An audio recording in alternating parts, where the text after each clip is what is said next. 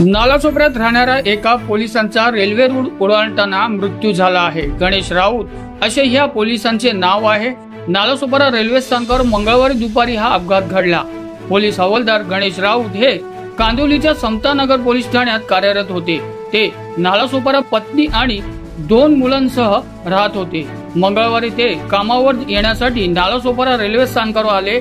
Platform क्रमांक 4 वर यांना चर्चगेटच्या दिशेने जाणारी ट्रेन पकडणार होती, मात्र उशीर झाल्याने त्यांनी जिन्याचा वापर न करता रूट ओलांडण्याचा प्रयत्न केला। दुपारी 2:30च्या सुमारास यांना लोकल ट्रेननी धडक दिली। या धडकेत ते गंभीर जखमी झाले आहे।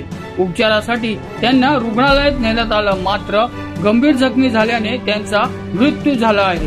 त्यांच्या खिशात असलेल्या ओळखपत्रामुळे त्यांचं ओळख पटली। या घटनेनंतर त्यांच्या कुटुंबात दुःखाचा डोंगर कोसळला आहे।